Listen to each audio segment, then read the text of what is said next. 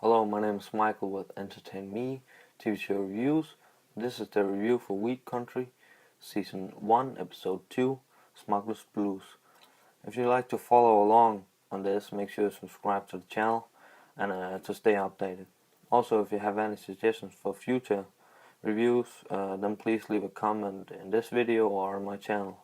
You can even message me on YouTube if you prefer that. Without further ado, let's move on to the review itself.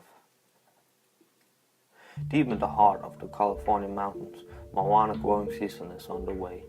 The Emerald Triangle, ground zero for a multi-billion-dollar marijuana industry, originally comprised of 3 different counties covering 10,000 square miles, is now growing out of control.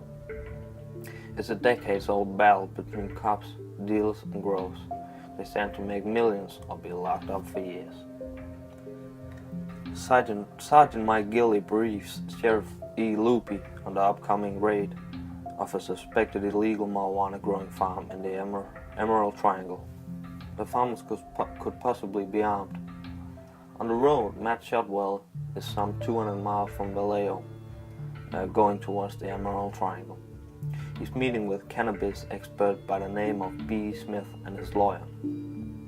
They discuss Matt's plans, and B. Smith invites Matt up to his home and farm so they can talk further.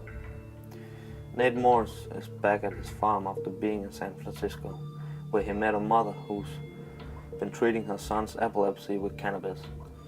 Nate wants to use his marijuana plants to isolate a certain chemical which could possibly help the kid, which has 10 to 12 epileptic seizures a day.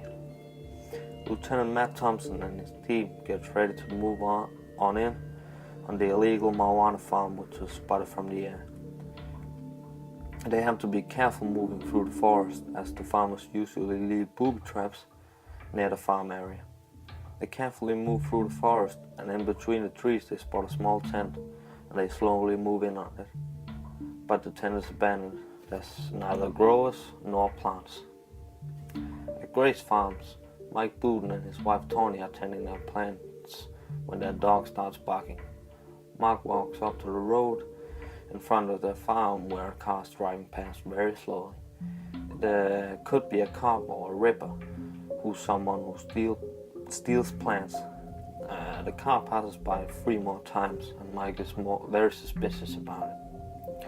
On the road in the Emerald Triangle, Matt Shotwell is following cannabis expert B. Smith up to his farm. He could be set up, but not long after they arrive at B. Smith's farm, where B's crops are right out in his front yard. Matt also meets B's grandson, Aaron.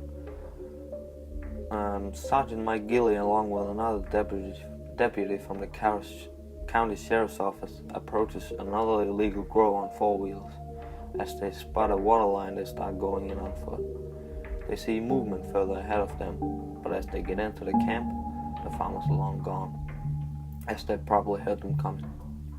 They find plants along with other evidence. They tear out the plants from the ground, which will send a strong message to the farmers once they return. At Grace Farm, Mike Booten is looking to get a new farmhand, as his previous one were arrested and are on probation. Mike has hired Taylor, the 18-year-old son of Mike's good friend Bobby. Taylor will be living with Mike and Tony Booten while he's helping out on the farm. Back at B. Smith's farm, Matt Shotwell is getting a tour of the farm when B's dog starts barking. The truck pulls into the property and out comes Nate Morris, which lives nearby. Nate is coming to look at B's early harvest, and they discuss the different strands that B has.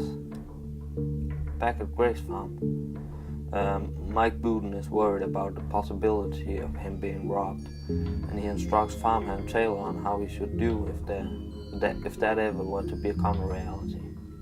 Next, he's going to take Taylor on a drug one to show him what he should do. Taylor films with a camera so he can review it later. Mike turns on his radar scanner, and not soon after, it says KA alert.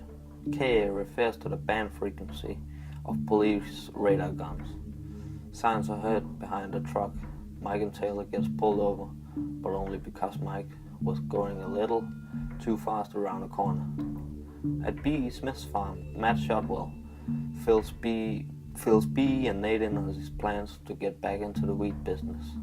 Nate is not much fun and would like to keep out as many middlemen as possible, but he refers Matt to Mike Booten, which might be able to help him out. Back on the road, Mike and Taylor are continuing their smuggling run. Mike pulls up in front of the Waireka police department to have a chat about his brother who's a cop, and soon after they continue the smuggling run. Lieutenant Matt Thompson goes back into the air to locate more illegal grow sites and find a massive farm. On his way home, Nate gets a call about his garden, which appears to have been cut down. So this was the review for Wheat Country, Season 1, Episode 2, Smugglers Blues. I'd like to thank you for watching, and make sure you subscribe to stay updated with this channel, with this series.